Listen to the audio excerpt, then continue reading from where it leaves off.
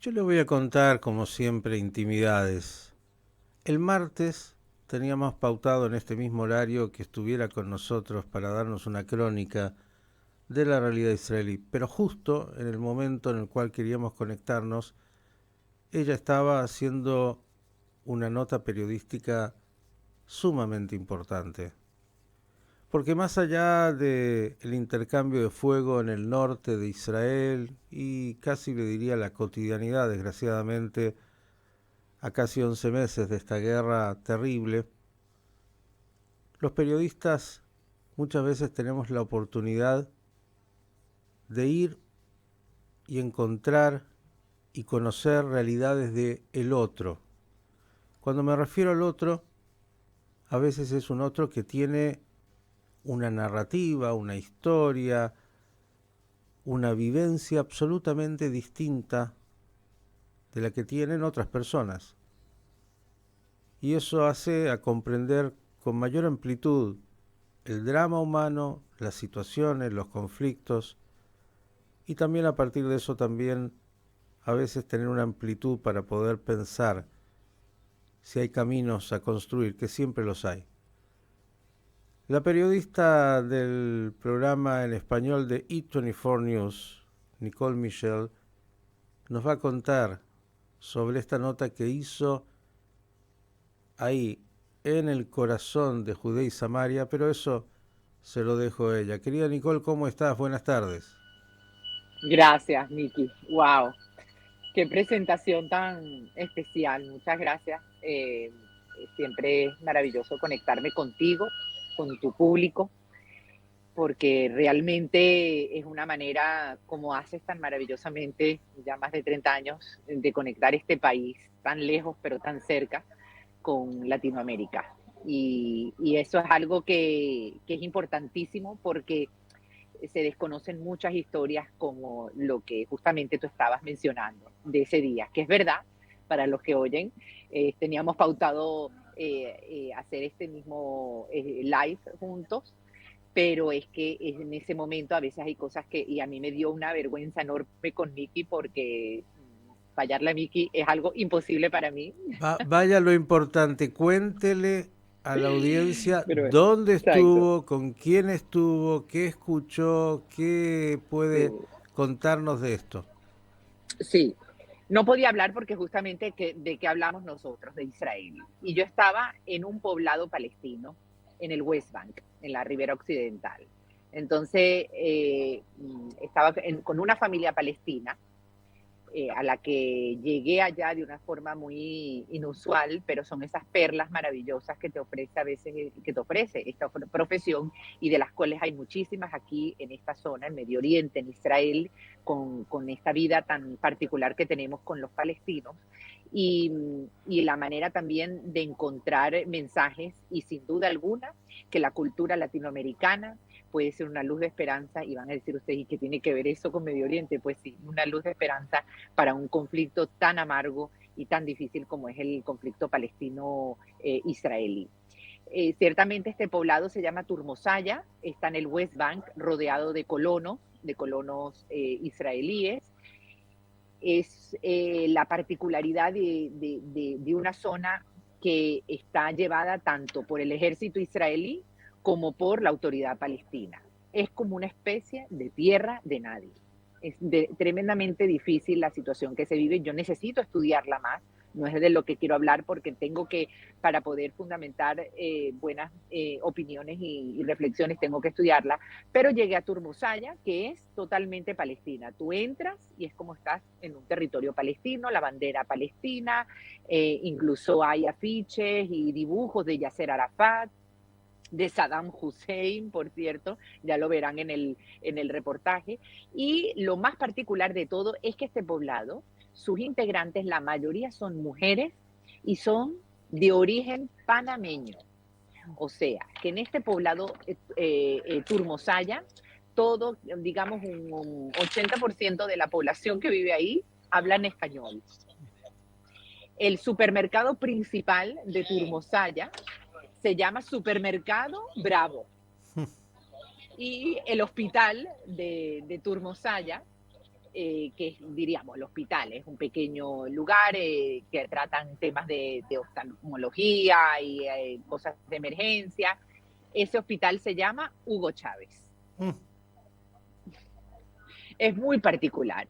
Entonces yo llegué ahí gracias a la ayuda porque tenía que hacer, o sea, lo cuento aquí y obviamente, eh, bueno, entre nosotros, entre Miki y yo y su público. Me estás Así que contando a bueno, ya mí, me se estás enteran contando todos. a mí, dale. La embajadora de Panamá aquí en Israel, que ha hecho un trabajo espectacular, Adis Urieta, es una embajadora, yo creo que una de las mejores embajadoras latinoamericanas que ha tenido Israel, o la mejor, que conoce perfectamente esta zona, y la más antigua, tiene 9 años y 9 meses como embajadora, ya está entregando su puesto, va a venir ahora un embajador, por cierto, judío también, un judío panameño que va a venir aquí a Israel, ya son tres, si no pierdo está el embajador de Argentina, el embajador paraguayo y ahora el embajador panameño, ¿no? No es una cuestión por poner la religión, simplemente pues lo que es la conexión y el guiño que hace el país hacia Israel. Entonces ella tiene un trabajo de concurrencia, no es concurrente con los palestinos, pero sí le debe como consulado responder a los palestinos que están en toda esa zona, de Ramala, de todos estos poblados.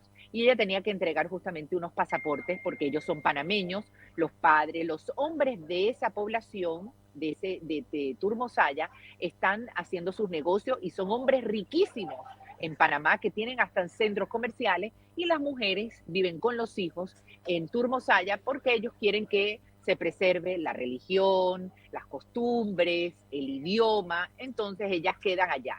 Entonces yo tuve la gran oportunidad, gracias de la mano de la embajadora, de poder ir a conocer esta particularidad de una población rodeada de colonos. En un caso de la persona que yo entrevisté que se llama Suja, que ha vivido un caso bien particular. Resulta que Suja, ella es nacida en Paraguay, perdón, en Panamá, y Suja estuvo casi un año en la prisión palestina, acusada, esto estamos hablando de hace casi 4 años este caso, acusada de espionaje a favor de Israel. Mm. Y con contraespionaje a Hamas, o sea, acusada por parte de la autoridad palestina de hacer espionaje para Israel y para Hamas. Imagínense ustedes. Entonces, resulta que las historias que hay, muchas, y para quienes conocen un poco la cultura árabe, de cómo se mueven las familias, las rivalidades que hay, esto fue una historia que viene a raíz de un tío de Suja, hermano del papá, que se pelea con el papá por un tema, creo que de dinero. El padre es un hombre que maneja mucho dinero y como venganza se venga a través de Suja. Entonces, este tío paga un dinero a la autoridad palestina y aquí viene, es un poco novela, pero tiene que ver mucho con el conflicto nuestro. Paga un dinero que es una cantidad entre 70.000 y 100.000 dólares a la autoridad palestina para acusarla a ella de espionaje. En la autoridad palestina, una mujer o una persona que es acusada de espionaje a favor de Israel es una de las más grandes ofensas que le puede hacer a la autoridad palestina.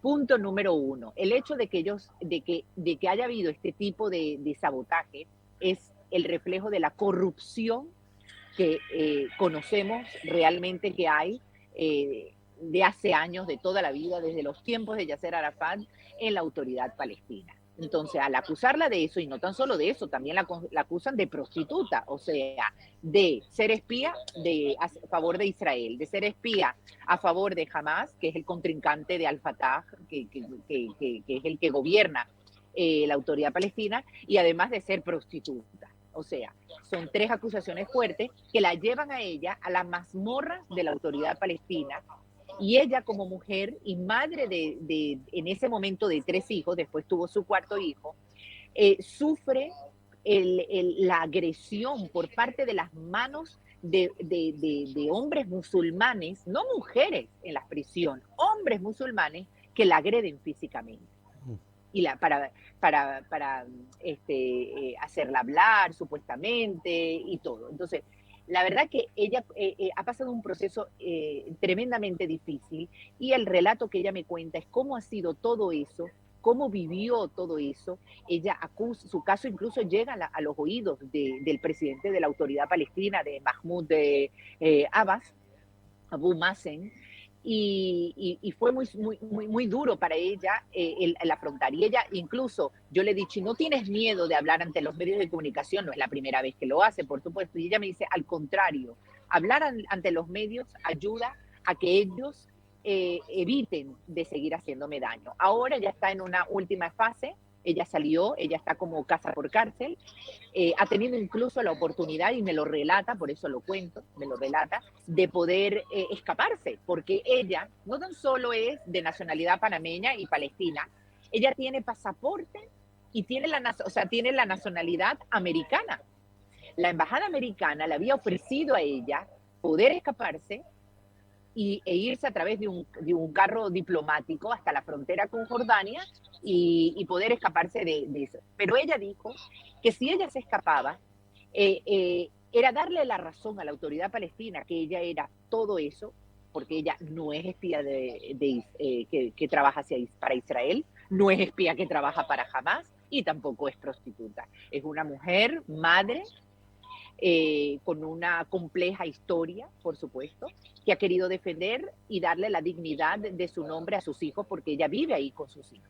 Entonces, ella salió, sí. No, yo siguiéndote te puedo escuchar 3 horas con este relato. Digo, ya ahí tienes para un libro y para una producción de Netflix. La verdad que impresionante. Totalmente. Panameña que llegó a vivir en los poblados, ahí en, ¿cómo dijiste que se llama el poblado exactamente? Turmosaya. Turmosaya. Pero lo más impresionante, Miki, es que su marido actual, porque ella se divorció del otro marido que vive en los Estados Unidos, también palestino, el marido actual de ella es de Nablus, y él sí ha estado en las cárceles israelíes, acusado de trabajar para Hamas. Wow. Pero él salió libre después.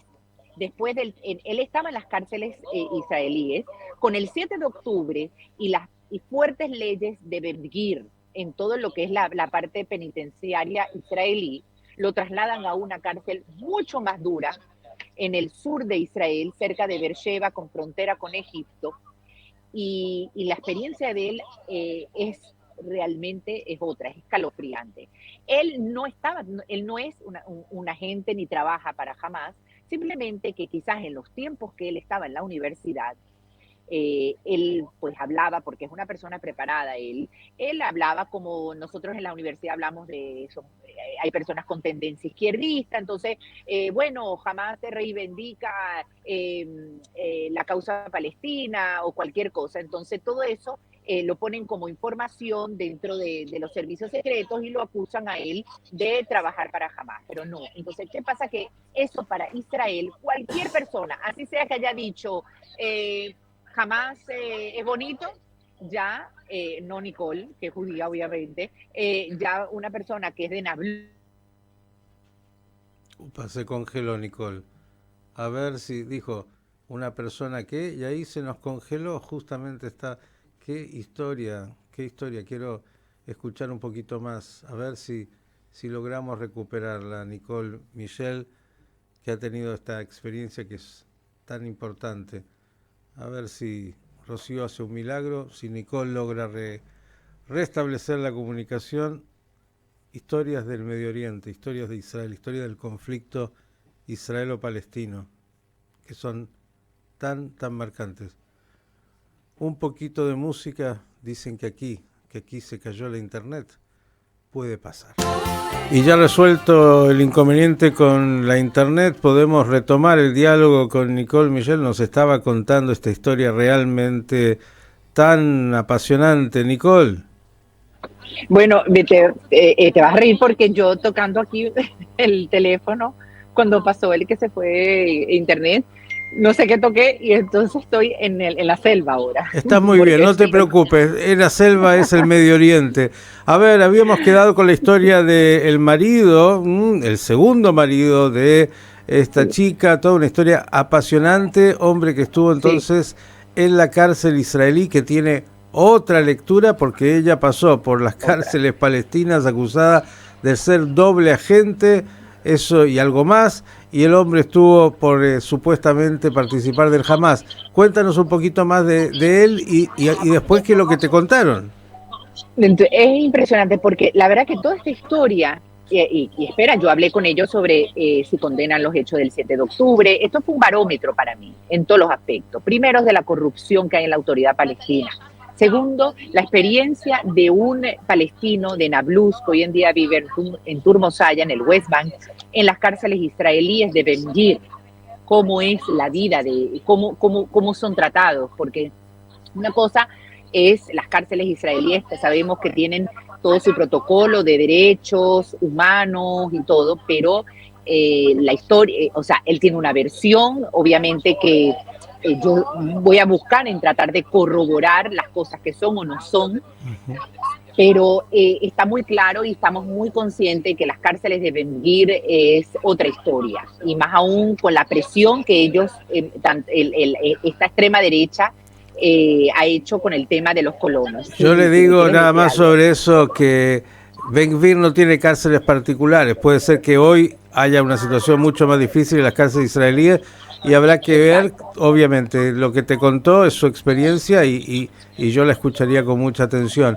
Como nos quedan totalmente pocos minutitos, nos quedan, Nicole, cuéntanos, bueno, en qué se basó el diálogo, la entrevista y qué conclusiones, si que puede ser así, más allá de poder escucharlos luego, te dejan a ti.